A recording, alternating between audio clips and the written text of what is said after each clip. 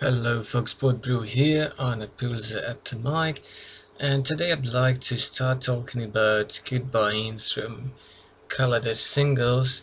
So I'm gonna look at the prices at StarCityGames.com. Basically, price levels fluctuate a little bit from website to website, but they follow kind of similar corridor for most cards. So at least there is a common trend between most big websites which trade Magic the Gathering singles. So this is not the full set, but actually as of this video it's 118 cards out of 264, so almost the half of the set. And there have been a bunch of really big impactful cards already known. So right off the gate, I think that Everstorm Rock is probably underpriced. It's a decent card, and at $1 a piece, you probably want to pre-order that. And Angel of Invention is a clear winner, and I think at $5 a piece, it's quite decent. It's a mythic, and it's very, kind of flexible generic card, meaning that it's not really tied to particular set's mechanic, so it's an okay investment. I don't think it will rise up that much, but especially if you're not just retailing singles but also using them from time to time in constructed decks, then you probably want to pre-order some of those just in case. At this point, it's hard to say whether you want to pre-order Hulks. I think a little bit earlier, when not all of them were released, it would have been a nice time to click pre-order. For example, I think the white one was a bit less. Now it's at 8. They're sort of like the Titans, like the Primeval Titan and the company that we saw been dominating standards and still making waves sometimes in modern, especially Primeval Titan, sometimes Infernal Titan. Grave Titan is even played sometimes in the Nick Fit deck and Legacy, and I think they're close to that power level. I like all of them actually. It's hard to say which one will be the best one. But let's see what ours will be up.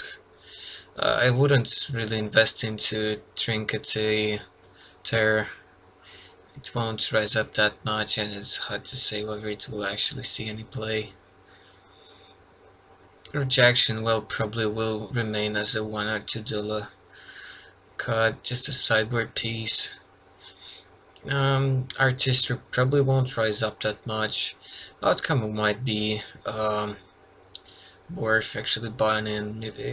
I mean, you're gonna just get a few extra bucks if you can be almost certain of that, more or less. Then it won't hurt you, at least. Summonings probably at $4 at pre-order is probably underpriced.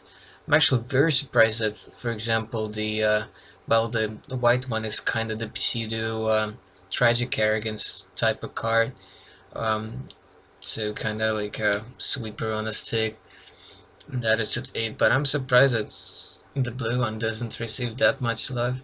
Yes, it's restricted in the matter that it's just instant, so not sorcery, so you can't really flash back a bunch of very sweet sorceries with that card. But I mean, come on, it has flash. It's like it's serviceable body, and it basically you cast without paying mana cost for whatever instant. It's not like restricted with the mana cost like the Goblin Dark Dwellers.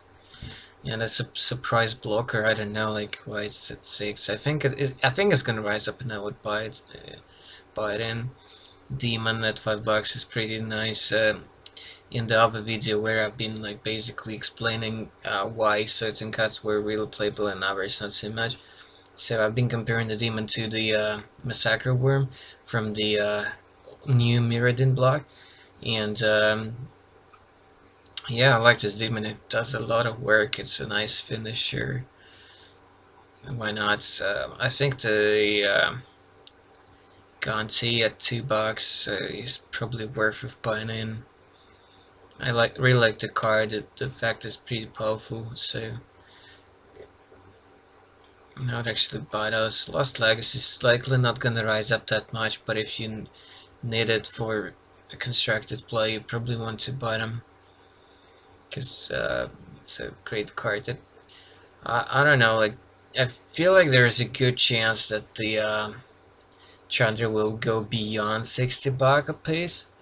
I hope not, because already 60 for Planeswalker is a lot. I don't think we're gonna reach out to Jace's height for Planeswalker, but she does cost 4, she does a lot of work, she does have 4 abilities, each one is just amazing, so I don't know, like, I probably wouldn't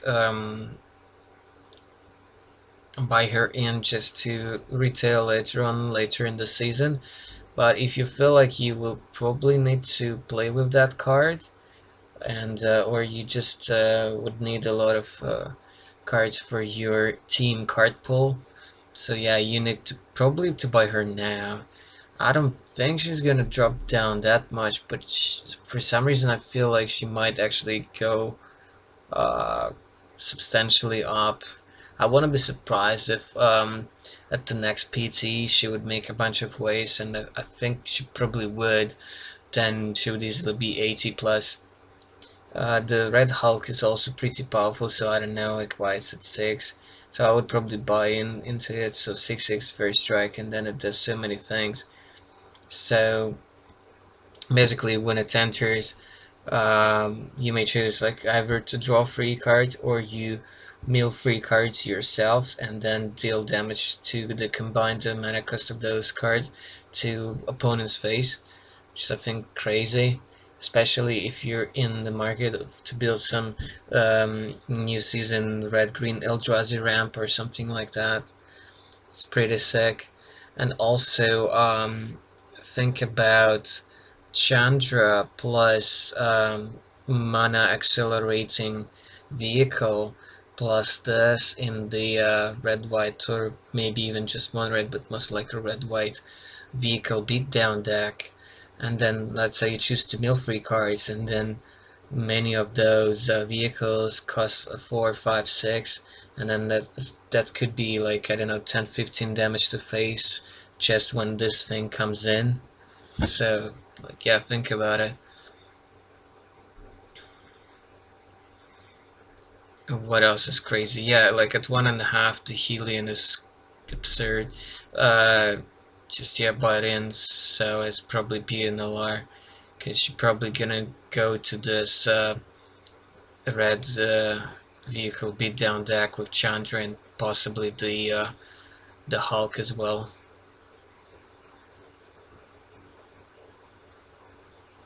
At $0.50, you probably can't really lose that much when buying a bunch of copies of the Gorger.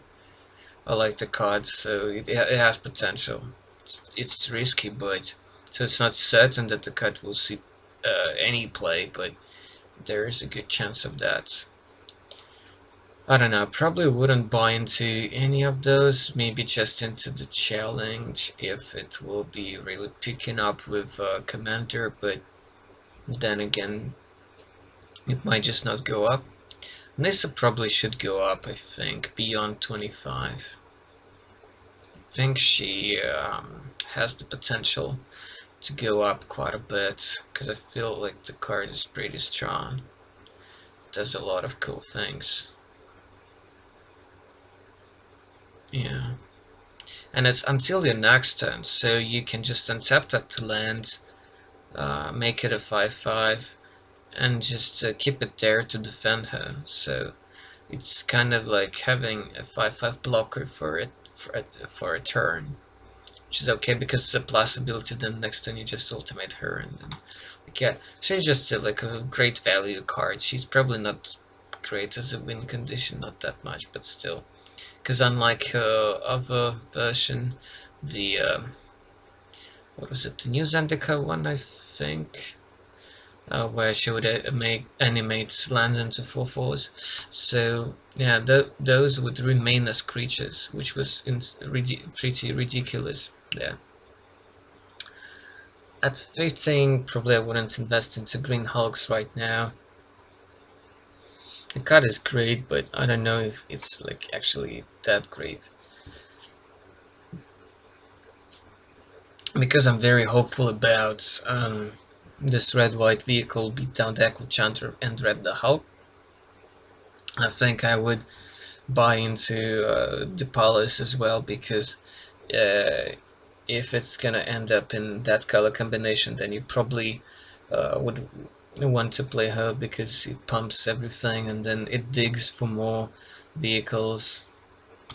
It's a like decent body for that mana, and yeah, it's provides you that crew free material. A 2.5 also Campbell is crazy, because first of all, it makes for a pretty sweet commander. I mean, for a pretty sweet general. So, and even though it's legendary, but and dies to quite a bit of removal, but it's a decent card in some aggro deck. Maybe it's said that it's black-white, so in the manner that while it's a human and it's a cheap creature kind of, and fits best in an aggro deck, I don't quite see like black-white humans, because apart from this guy, there's not really much incentive to go that direction and that combination. Rashmi might actually make waves in standards. I feel like it's a very powerful card, and also insane general, insane commander. A bit unimpressed by Sahili, but on the other hand, it's a 3-mana planeswalker in pretty nice colors, but it's not like the greatest thief in the multiverse. I mean, the Dark Faden, which was pretty sick, and his first ability was much better, and still in an artifact and vintage was huge. Here you have a bunch of dirtling abilities. Okay, the ultimate is pretty nice, so I don't know where this card fits in. It's really hard to say. On the other hand, like if you ultimate this thing, you get Voltaic Key plus the time something.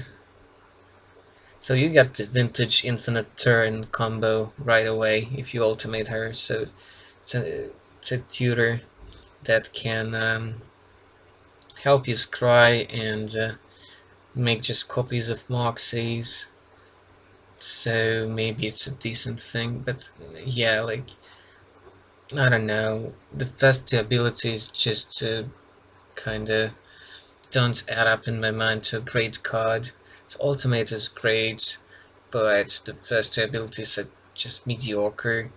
On the other hand, if you can build up, instead of red-whites, blue-red vehicles beat down with a bunch of aforementioned cards, then yeah, it's kind of becoming sweet. You have the two vehicles, just checking whether they're non-legendary ones, and then yeah, extra huge bit stick every turn or something like that, so why not?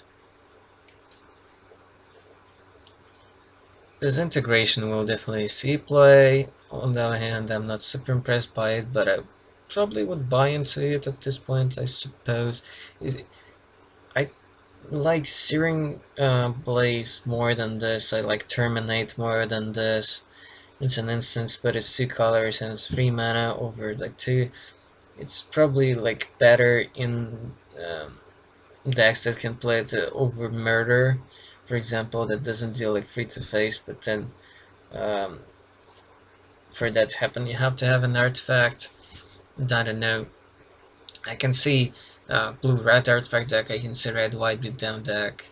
I just don't quite see black-red down deck with like many artifacts, or like control-ish mid-range deck. I don't know. Brawler I would invest in. Don't look at that, it's uncommon and $1. I think it deserves to be quite more. It's a great beatdown card. 2 mana free 2 already is pretty neat, and then you get those energy counters which you might use not just for this game but for something else in your deck, and then you get to activate it twice, and then for at least 2 turns you can make it as a 4/3 trampler, which is sick for 2 mana. So yeah, great card. I love this card as well. It's a bit dirtly, but at 1.5 I'll probably buy a few copies if I were you. Marvel is pretty great because so yeah, at 8 seems fine deal actually. It's a mythic, and then it could be something archetype defining, deck defining, format defining even, because we haven't seen a bunch of other cards, so we shall see. So yeah, consider this video as just a second part of the spoilers review, because I'm actually going through a bunch of cards that I left out from part 1, so yeah. Plus I'm going over prices for everything that actually catches my eye and worth noticing in terms of investments.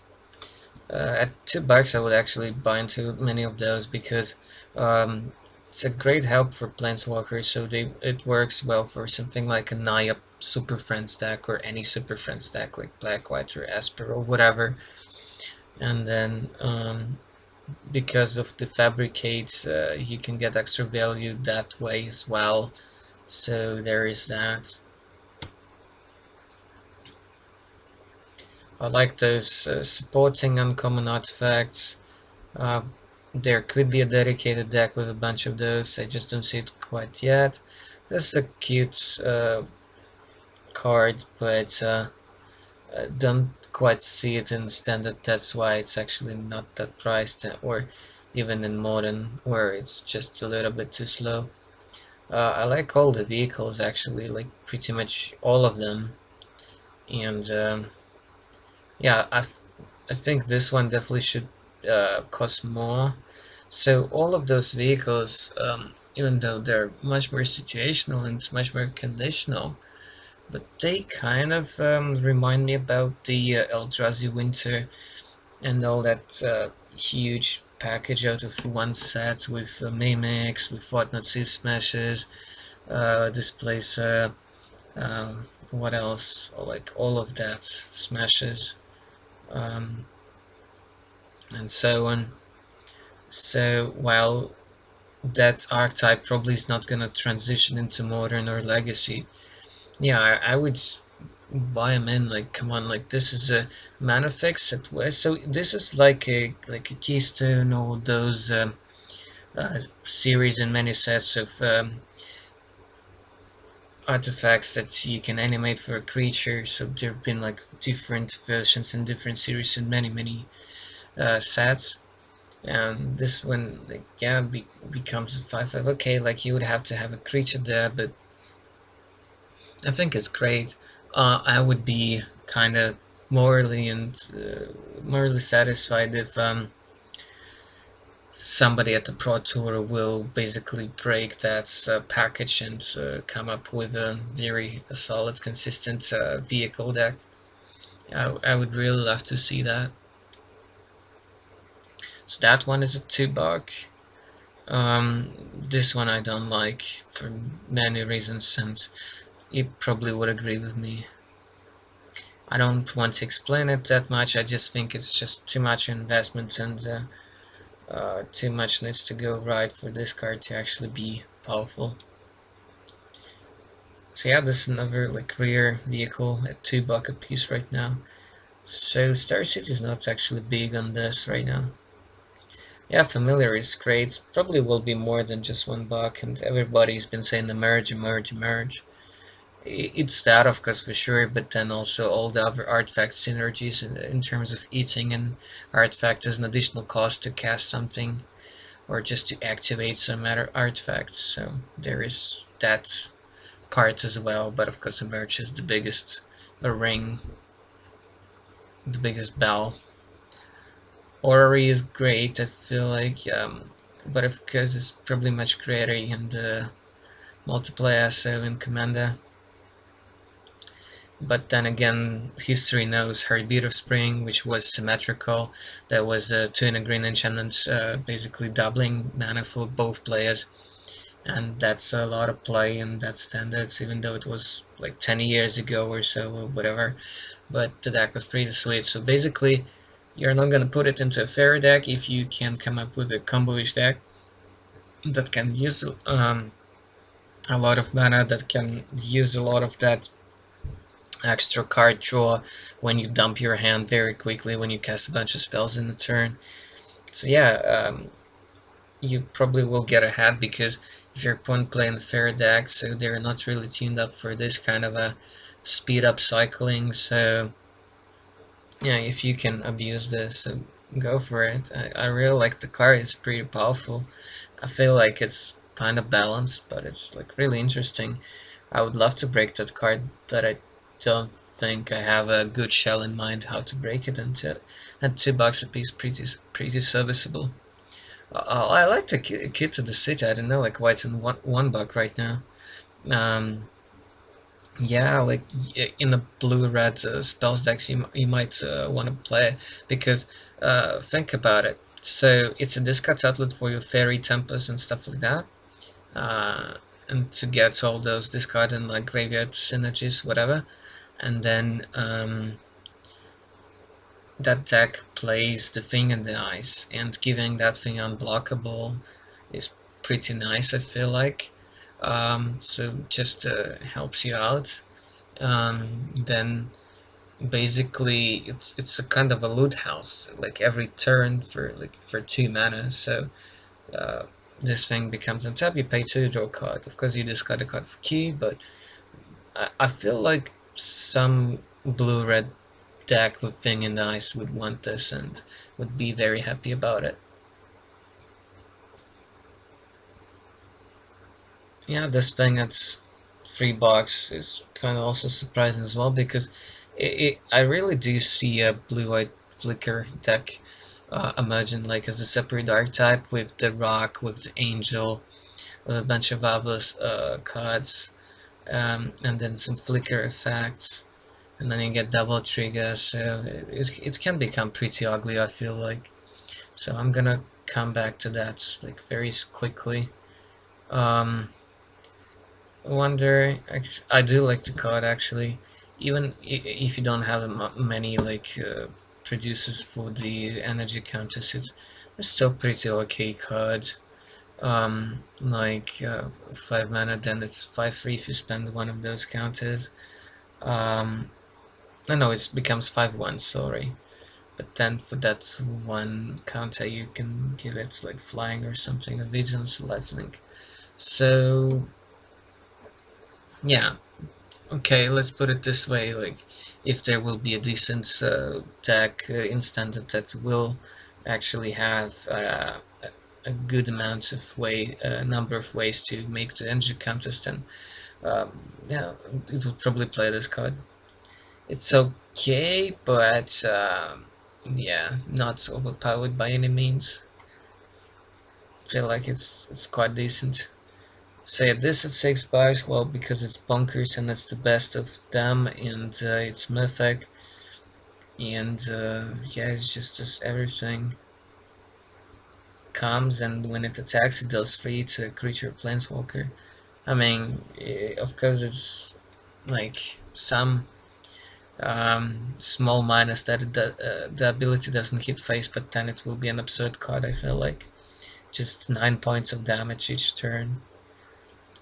Yeah, so because of this flagship and this series, I feel like there could be a spawning like a fresh cars kind of ship archetype as weird as it sounds. So this one will probably be in there too, because it's crew one, so you can play like those rare one white mana, like one drops, which synergize with those as well. And then you get to loot with this thing, and so on, and it has flying. I just love this series. If not for like trading and buying into Ebbs and Rides for the new season and Blue White Spirits, I would probably build this deck. And if somebody would build it, one of my friends, I would gladly borrow it from time to time to play in constructed events. Fastlands, of course, gonna make an impact. Okay, so I feel like there's been. Oh yeah, I wanted to say a couple of words about this card. So there is that artifact that doubles the comes into play triggers, right? So there's the Angel and the Rock. There, I think, like some few other solid blue white that comes into play creatures. So think about the Mole Drifter. Okay, you don't get the synergy like you used to have with in standard with like Mole Drifter plus the Rebel Arc or Body Double, stuff like that. You don't get that kind of combos and so on going on. And you can't just go like divination mode, just 3 mana, just draw 2 cards. You can't do that. But you can also like flicker this thing. And also Mole Drifter was a very powerful card, and still isn't. And even though it doesn't see play right now in modern and stuff like that, well, even outside of like one deck at one modern SG open. Anyways, I like the card. It's nice to have something like that in standard. Being 2 colors is not crazy, and probably because this card might be actually played in the style of deck I'm describing. That's why it's like actually not like 15 cents, but half a buck. Yeah. But look at cards mostly that are 1 to 5 buck and invest into those. That's basically a very general advice for every set for Magic the Gathering, and on this set especially. All the Hulks are great, summoning's great, so yeah, so let's see what the other half of the set will bring us so far. It looks like great, and I think there are a few gems to invest in. Actually, it's I like this land as well. Maybe not amazing for the modern blue-black or blue-white top tiers, that gifts combo deck with the sword and the top tier foundry, I believe. Maybe not really as powerful enough for legacy or anything like that, or for modern affinity, but could be fun. You can make because affinity never has that much money available. The money is always tied up in some way, but the card is powerful and it's $2. Like I would probably buy into it because yeah, it gives you a life every turn when like in a dedicated deck, of course, and then you can search for some artifacts later on, so kind of value land. And the the enemy fast lands at 6, at 5, and even at 7 it's okay. So just think about how much those fast lands cost sometimes in the standards, and then at certain points in modern. If there would be like, I don't know, 10 right now, then I probably wouldn't recommend to buy into them, but I think at 5 to 7 they're fine to invest into, because then they will be probably used in a few decks in modern, because modern is already using a lot of the fast lands, the ones from the new Mirrodin. So yeah, guys, I hope you enjoyed it. Hope you learned a thing or two, and got some ideas. You may disagree with me, so this is just my opinion. So some other traders would probably have different opinions. Most likely be more cynical. I tend to be maybe sometimes slightly over optimistic, just because I feel like it's really sad to kind of just limit your perspective to just a few decks that you think like will be heavily played in standard, because standard seasons are very cyclical, and for example with the Titans cycle, those 6 mana creatures for each color, it was very tricky. So it's a certain month inside like 1 or 2 standard seasons, one particular Titan was much better than like the others, and they've been rotating all the time. So the same probably will be with the Hulks, and hence I feel like the price for the all of the 5 Hulks will jump around a lot, and for planeswalkers as well. So a lot depends on the color combination of the tier 1 decks at that particular moment, so keep that in mind. Okay, until the next sale, don't forget to subscribe, wait for the other parts, and check out the other related videos. So I'll see you guys next time. Until the next sale, goodbye.